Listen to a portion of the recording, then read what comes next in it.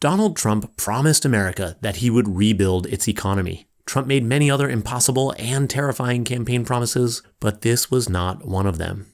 He could rebuild our economy if he wanted to. So could have Obama, who once said America needed an economic rebuilding project on the scale of World War II. Unfortunately, both Obama and Trump hired their cabinets from Wall Street and never spoke of rebuilding the economy again. This video is about some easy ways that America could rebuild its economy and get everyone back to work in a great job. We don't need a new form of government or a new economic system to do that. We simply need to build. There are dozens of ways we can do that, and we can do them all at once, just like many other successful countries in the world are doing right now. Here are just 3 easy ways that America could start rebuilding a sustainable economy with great jobs for everyone right now. Number 1, build the free energy economy. We now have the technology to make utility bills a thing of the past. Every day, the sun showers our planet with about 9 gazillion times the amount of energy we need to run the world economy. And today, we finally have the technology to harness that energy to power vehicles, heat and cool buildings, run factories, and charge our gadgets. Once we build it, the only cost of the system will be maintenance and replacement. Energy can be free for everyone, just like the streets outside our homes. Building the free energy economy means not only windmills and solar farms, but also retrofitting every home and every commercial building, replacing virtually every car and truck, and much more. It will require an unprecedented industrial renewal and transformation. And that means tens of millions of high-paying and skilled jobs for decades. And it would all pay for itself over time in energy savings. Okay, here's number 2. Rebuild our roads, bridges, and other infrastructure that needs fixing. The Society of Civil Engineers estimates that America's vital infrastructure needs repairs totaling $4.6 trillion. Doing that work would create millions more high-paying jobs, and there's no reason we can't go farther and build much-needed new infrastructure. Why is it that in a developing country like China, you can get from the airport to the city center in a matter of minutes, but in most American cities, you'll have to sit in traffic for an hour? There are hundreds of such projects that would improve the quality of life, the profitability of American businesses, and create millions of high-paying jobs. You might be asking at this point, how are we going to pay for all this?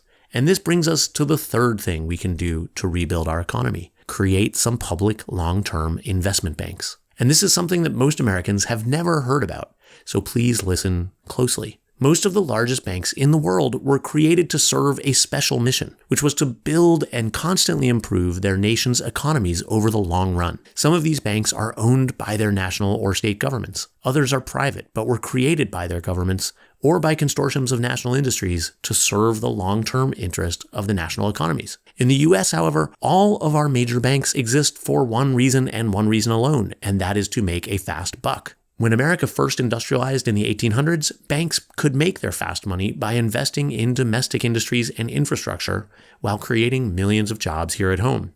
But today, it's almost always more profitable for banks to invest overseas in fast-growing developing countries, or to gamble at home in financial bubbles, knowing that the government will cover their losses when bubbles burst. America could easily create its own public long-term investment banks. These would not be government agencies, they would be truly independent banks, simply chartered and seeded with some capital from the government.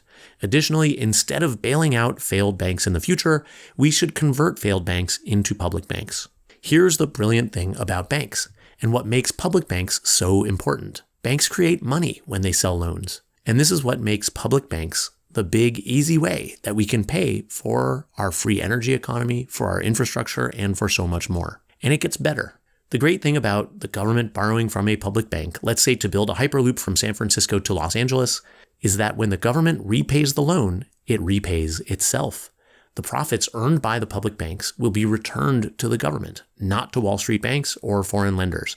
And it can all be plowed back into improving our economy and our infrastructure without putting the burden on taxpayers. And again, this is not science fiction. Countries all around the world operate this way.